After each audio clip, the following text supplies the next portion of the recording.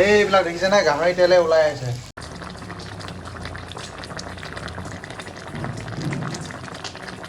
আজি দিনটো ধৰি পেলাই প্ৰায় 4 দিন হৈ গ'ল ভিডিঅ' দিবলৈ পৰা নাই। কাৰণটো হৈ গ'ল মোৰ অলপমান নিজৰ কাম আছিলে, সেইটো কাৰণে ভিডিঅ' দিবলৈ পৰা নাছিলোঁ। আৰু আজি এটা ৰেচিপি ভিডিঅ' বনাবলৈ গৈ আছোঁ। নাগা ষ্টাইলত গাহৰি মাংস বনাম বম্বু টেঙা আৰু অঙেৰ পাত্তা দি। প্ৰথমতে মই এতিয়া বজাৰত গৈ পেলাই গাহৰি মাংসটো ল'ব লাগিব আৰু লগৰ দুটা আছে, সিহঁতৰ দুটাক লৈ লওঁগৈ। নমস্কাৰ, এটা নতুন ভিডিঅ'লৈ আপোনালোক সকলোকে স্বাগতম জনালোঁ। আৰু যিসকলে মোৰ চেনেলত প্ৰথমবাৰ আহিছে মোৰ চেনেলটো ছাবস্ক্ৰাইব কৰি ল'ব। বলক আজি ভিডিঅ'টো আৰম্ভ কৰোঁ। এতিয়া আহি পেলাই বজাৰত পাই গ'লোঁ আৰু লগৰটো গাহৰি মাংস ল'বলৈ কাৰণে গৈছে। মই গাড়ীতে ৰখি আছোঁ। গাহৰি মাংসখিনি লৈ পেলাই আকৌ এইটো ছাইডত যাব লাগিব, অঙেৰ পাতটো ল'ব লাগিব। তাৰপিছত লগৰটোৰ ৰুমতে গৈ পেলাই আজি ধুনীয়াকৈ নগা ষ্টাইলত কেনেকৈ গাহৰি মাংস বনায় আপোনালোককো দেখাম, আমিও ধুনীয়াকৈ বনাই মেলি খাম। তাকে চাই থাকিব আপোনালোকে ভিডিঅ'টো শেষলৈকে। নাগা ষ্টাইলত যদি আপোনালোকে গাহৰি মাংস বনায় তেতিয়া কি কি লাগিব মই আপোনালোকক দেখাই দিছোঁ। এবাৰ চাব। এইখিনি হৈছে গাহৰি মাংস। ইয়াত শুকান জলকীয়াটো প্ৰথমতে বইল কৰি লৈছোঁ, বইল কৰি পেলাই আদা নহৰু দি পেলাই খুন্দিছোঁ। আৰু এইটো অঙেৰ পাত, আমি অঙেৰ পাত বুলিয়ে কওঁ, বাকী আপোনালোকৰ সেইফালে কি বুলি কয় নাজানো বাৰু। আৰু ইয়াত আছে এইটো হৈছে বাঁহ টেঙা। বাঁহ টেঙাটো মানে এইখিনি প্ৰায় 6 মাহমান হৈছে নেকি। এতিয়া মই কেনেকৈ বনাই আপোনালোকক ধুনীয়াকৈ দেখাই যাম। এতিয়া ধুনীয়াকৈ গাহৰি মাংসখিনি বহাই দিলোঁ।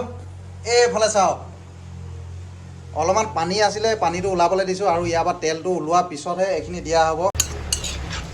মানে ইয়াত তেল দিব নালাগে ন, গাহৰি তেলতে চব হৈ যাব। বঢ়িয়া।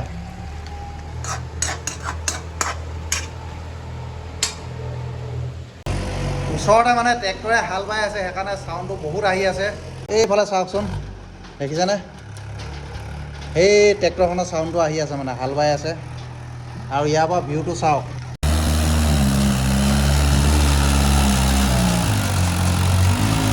পানীটো এতিয়া অলপমান শুকালেগৈ আৰু শুকাব লাগিব।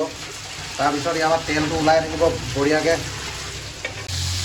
এইফালে দেখিছেনে এতিয়া পূৰা তেলটো ওলাই আছে গাহৰি মাংসত।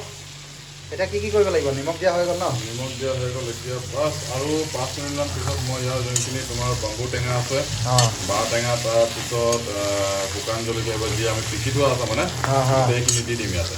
আচ্ছা, মিলাই পেলাই তাৰপিছত বাকী ভিডিঅ'খিনি আগলৈ তুমি ৰাইজলৈ প্ৰেৰণ কৰি থাকা। ঠিক আছে? এতিয়া গম পালেনে? ইয়াত মানে মিঠাতেল একো তেলেই দিয়া নাই, গাহৰি তেলখিনিতে এতিয়া ভাজি থকা হৈছে। তাৰপিছত এইখিনি আমি যিখিনি ৰাখিছিলোঁ, বাঁহ টেঙা, আদা নহৰু শুকান জলকীয়াটো লাগিবই এইটো নাগা ষ্টাইলত যদি আপোনালোকে গাহৰি মাংস বনায়। আৰু পিছত এইটো দিয়া হ'ব অঙেৰ পাত্তাটো। এইবিলাক দেখিছেনে গাহৰি তেলে ওলাই আছে। এতিয়া মাংসখিনি ধুনীয়াকৈ ভজা হৈ গ'ল। আপোনালোকক এবাৰ দেখাই দিছোঁ, চাব। এইফালে দেখিছেনে গাহৰি তেলটো ধুনীয়াকৈ ওলাই আছে। প্ৰথমত এইখিনি দিয়া হ'ব। এতিয়া ইয়াত আছে শুকান জলকীয়া বইল কৰি পেলাই আদা নহৰু দি পিচি থৈছিলোঁ। সেইখিনি ধুনীয়াকৈ মিক্স কৰি ল'ব লাগিব।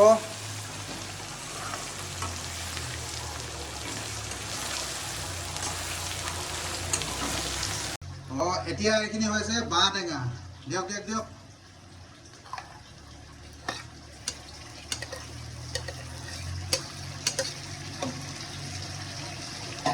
এইফালে এতিয়া বাঁহ টেঙাখিনি দিয়া হৈ গ'ল ধুনীয়াকৈ।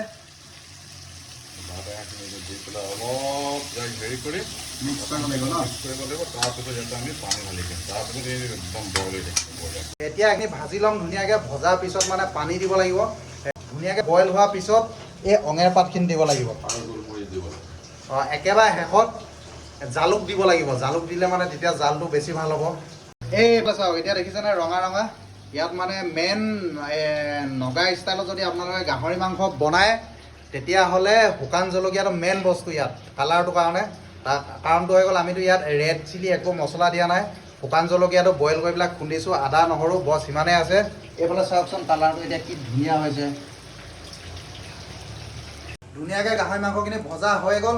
আৰু গৰম পানী কৰি ৰাখিছিলোঁ, এতিয়া গৰম পানীটো দিব লাগিব। শেষত এইখিনি দিব লাগিব। গৰম পানী কৰি ৰখা হৈছিলে।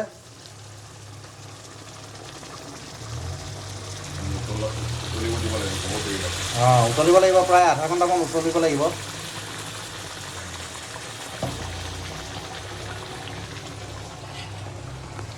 দিয়ক দিয়ক এবাৰ লৰাই দিয়ক ভালকৈ।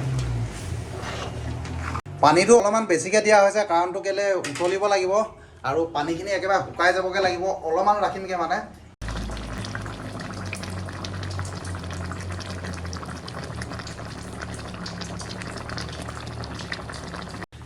গোটেইখিনি বস্তু দিয়া হৈ গ'ল আৰু শেষত দিব লাগিব জালুকটো। এইখিনি হৈছে জালুক।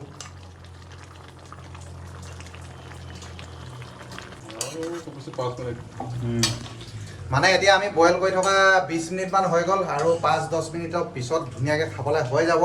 তাৰপিছত আপোনালোকক মই টেষ্ট কৰি পেলাই কৈ আছোঁ কেনেকুৱা লাগিব, তাকে চাই থাকিব আপোনালোকে ভিডিঅ'টো। A few moments later. এইফালে চাওক, এতিয়া মাংসখিনি হৈ গ'ল ন, পূৰা হৈ গ'ল। আৰু মই অকণমান লৈ আছোঁ, টেষ্ট কৰি পেলাই চাই লওঁ, আপোনালোকক কৈ আছোঁ কেনেকুৱা হৈছে।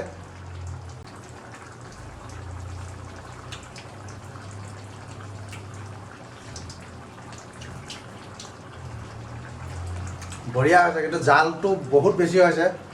একো মছলা নাইতো, সেইকাৰণে টেষ্টটো বহুত ভাল লাগিছে খাবলৈ। জালটো বহুত বেছি হৈছে, মানে জলকীয়া আমি বহুত বেছিকৈ দিছিলোঁ। কাৰণ নগা ষ্টাইলত বনালে জলকীয়াটো দিয়ে আৰু চবেই জানে সেইটো। এতিয়া ধুনীয়াকৈ বনাই মেলি ৰেডি কৰি চব ৰাখি দিছোঁ।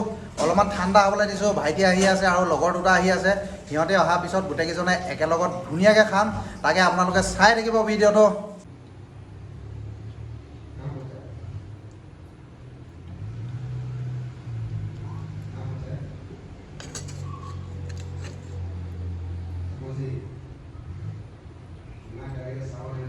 এইফালে অমৰ, কেনেকুৱা লাগিছে বঢ়িয়া অৰুণ দা?